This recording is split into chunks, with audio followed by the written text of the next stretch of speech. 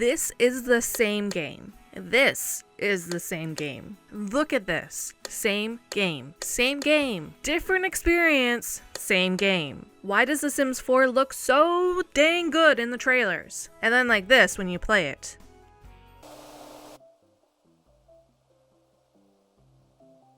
Sims 4 trailers feel magical. Whenever a new trailer drops, it feels like anything is possible. New stories, new households, maybe even a familiar Sim quietly returning from a previous game. There are new items, new clothes, new build styles, shiny new mechanics, all the things you've come to expect by now. And for that brief moment, doesn't it feel kind of magical? You're watching this highly edited, perfectly paced video where everything works exactly as intended. Sims are expressive, the lighting is flawless, the animations are smooth.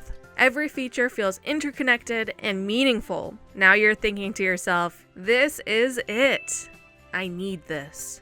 And all for the very reasonable price of $54.99 plus tax Canadian. This pack could be yours. Maybe this is the one that fixes your playthrough. Maybe this is what your forever world has been missing. Maybe this is finally going to save your legacy family from being forgotten about. So you buy it, you load up the game, you play around with the new stuff, you test the mechanics, you decorate a house, you pop into Cast to create a brand new sim specifically for this pack. Then, slowly, you feel that sinking feeling. You're bored. You're frustrated. It's not like the pack is bad, necessarily, but it doesn't feel as magical as the trailer promised. The excitement fades quicker than you expected, and you're left wondering, why does the trailer feel so dang magical, and the gameplay can't capture that same feeling? Before we start talking about expectations versus reality, I want to thank today's sponsor, Instant Gaming, because if there's one thing worse than buying a pack that doesn't live up to the trailer, it's paying full price for it. Instant Gaming lets you grab console or PC games and DLC at a discount, including Sims content. So if a pack ends up being more idea of gameplay than actual gameplay, at least your wallet didn't take the full hit. Or perhaps you want to try out the newest games like Hightail or Arc Raiders, then look no further. Instant Gaming always has fantastic discounts. Click on my link in the video description if you want to check it out. And now back to the good. The trailers actually do a lot of things right from a technical standpoint, making them extremely effective. One of the biggest tools they rely on is jump cuts and time compression. Jump cuts are an editing technique where a single continuous shot is broken by removing footage from the middle, causing the subject to abruptly jump forward in time or position. They're often used to show time passing, building tension, or just to remove pauses and boring bits so that we can get to the end result faster. Time compression works in a similar way. It shortens the perceived duration of events by removing unnecessary details. This can be done through cuts, montages, time-lapse, or even speeding up the footage. To put it simply, the Sims trailer editors are removing the boring bits of the gameplay to show only the exciting bits. This might include loading screens, routing failures, idle animations, or waiting periods. What takes 20 minutes in-game now fits within, like, 2 seconds of footage. This editing removes the boring parts of the gameplay, which players might feel annoyed or frustrated with. Now the gameplay looks smoother, faster, and more rewarding than it actually is. Another huge factor is the camera work. Obviously, they're not using the camera the way the players do. You know, not the regular in-game camera. No, you silly goose. In the trailers, they're using special camera tools, like free camera, cinematic angles, smooth movement, and carefully framed shots. These are perspectives that we don't actually play in. So in the trailer, a moment looks like this. Dynamic, dramatic, beautiful, intentional. But in-game, the exact same moment looks like this. You can instantly feel the difference. One is fast, edited, and visually interesting. The other is functional and basic. Another thing trailers rely on heavily is animation stitching. This is when multiple animations are edited together in ways that would never naturally trigger in real gameplay. These stitch sequences are used to sell a moment, a feeling, or a story beat. like a sim reacting perfectly to an event, another sim, or even an object, in a way that a sim wouldn't be able to react to those things in-game. And they use this technique constantly, not just in the trailers, but in any and all promotional content you might come across for The Sims 4, including still images, shorts, reels, TikToks, whatever you want to call it, quick little videos showcasing updates, and even within the game itself on the various TV shows or movies your Sims might watch on their very own TV. I mean, this makes sense. It would be weird if this wasn't something they did. Why limit yourself when you can pick and choose exactly what animation to reflect exactly what you want the Sim to show?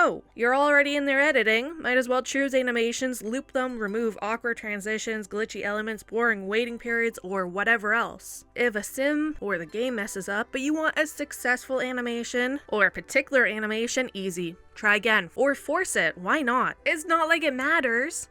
These Maxis employees, EA employees, whoever is editing these videos, they're using developer tools. So they can literally make Sims perform almost any animation at any time. So why not use that in the narrative that they're trying to push? Something that I never see talked about online would be how polished the game looks like in trailers. This is down to one simple reason, a reason that we just kind of briefly touched upon. They're not playing the game. They're making a trailer. They're working. I have no doubt in my mind that nobody on the editing team would view themselves as playing the game at all. They're working, they're editing, they're creating something. Heck, I'm not even sure if they're really opening the game at all, or what the heck the back end of something like this would even look like. It's easy to forget that they're using background software, developer tools, and editing techniques to tell a very specific story. A specific story that multiple teams have curated, perfected, and okayed. Trailers are not gameplay footage. In reality, trailers are a controlled presentation designed to sell an idea. Lastly, there's the sound design, and they are getting this very correct. The trailers replace most ambient audio with music and sound effects, often syncing actions perfectly to musical beats. It looks slick, it feels intentional, and it adds emotional cues. Not only that, but they're picking music to enhance the trailer's narrative. They're telling you how to feel, which, once again, isn't a thing in the actual game. You don't have a score that perfectly lines up with what you're doing. In the trailer, it does. Let me just say it. Gameplay will never be able to compete with trailers because gameplay exposes everything. It exposes the flaws, bugs, boring bits, and systems that don't work the way they should, or in the way that players expect them to work once they're actually in control. On top of that, you're also inheriting everything the game already struggles with.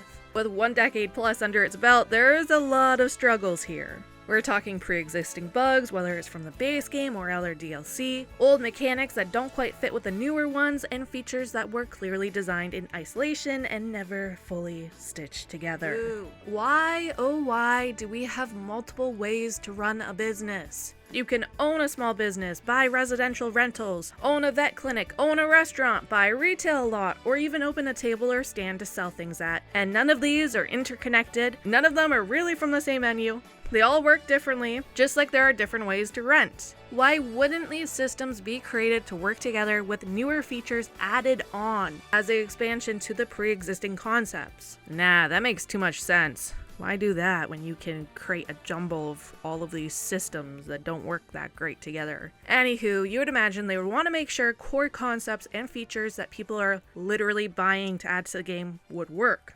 right? Wrong. I am looking directly at you, my wedding stories, weddings. A feature that was meant to be a centerpiece, but even now, 4 years later, is still unreliable, unpredictable, or actively frustrating when you try to play it. Beyond outright bugs, there are also the smaller moments that quietly chip away at the experience. Things like routing failures, Sims canceling actions for no apparent reason, and repetitive animations. You know the ones. Like that grab animation. Despite how little these things might seem, they all add up. And unlike a trailer, gameplay can't hide them. You truly do feel all of these little frustrations, no matter if it's at the lazy animations, textures, bugs, all of these annoyances. They all break the illusion and remind you that you're interacting with a collection of imperfect systems, not that perfectly curated story straight from the trailer.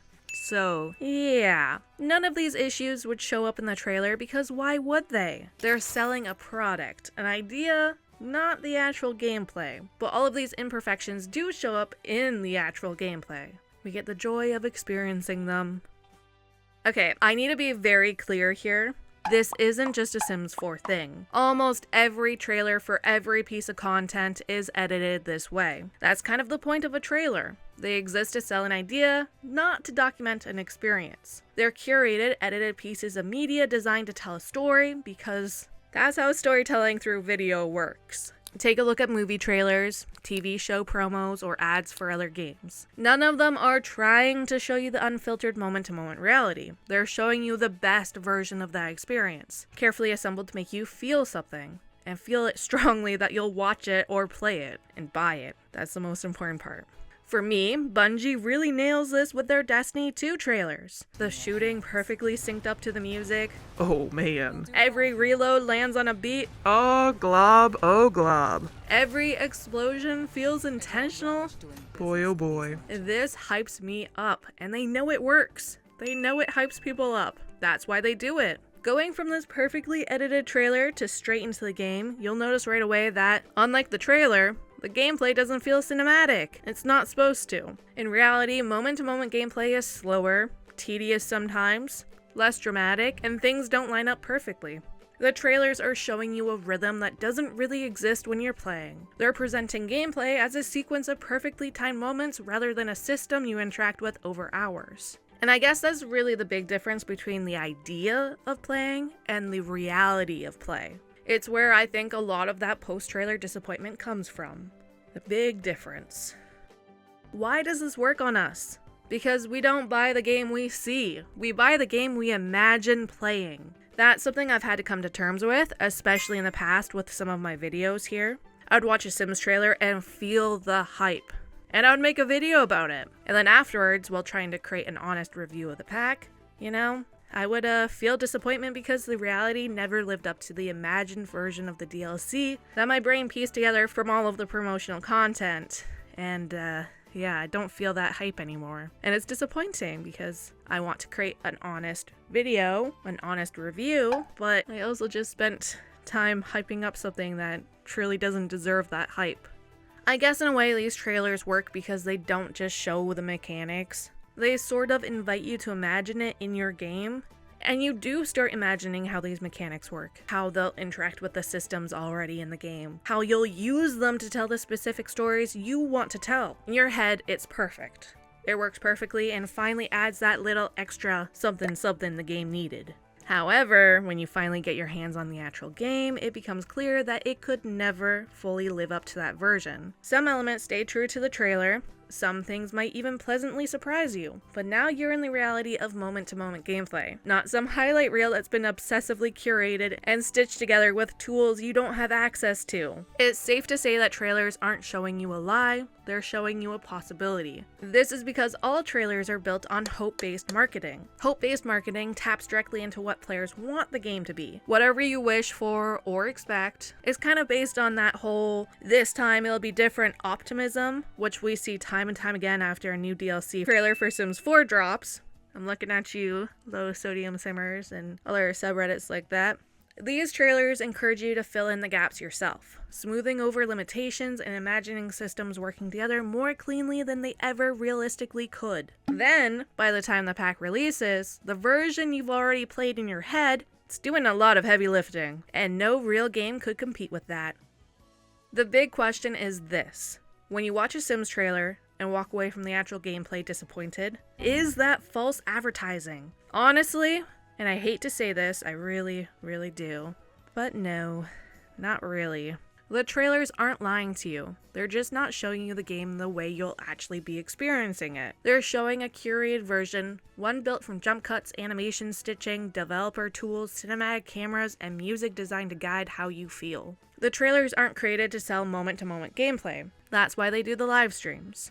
Trailers are created to sell the idea of the DLC. That distinction matters because the issue isn't that trailers are deceptive. It's that we, as players, tend to meet them halfway. We fill in the gaps, we imagine systems working smoother than they do. We picture fewer bugs, fewer limitations. We project our ideal playthrough onto a video that was never meant to represent reality. In other words, the trailer isn't promising too much. It's more so that we're expecting too much from the real gameplay. That doesn't mean frustration isn't valid. It doesn't mean disappointment isn't real. But it does mean the magic we feel watching a Sims trailer isn't something we'll ever fully get from the gameplay. I want to end with one big question for you. Which Sims 4 trailer fooled you the most? It's a hard answer for me because there have been so many over the years that completely had me sold. But if I had to pick one, it might be Get Famous. One of those trailers made the active actor career look way more dynamic and involved than it actually ended up being in the game. And I'm curious, what about you? Thank you so much for watching until the very end. It seriously helps. I appreciate you. Let's do this again real soon, okay? Until then, stay happy, healthy, and hydrated. Bye!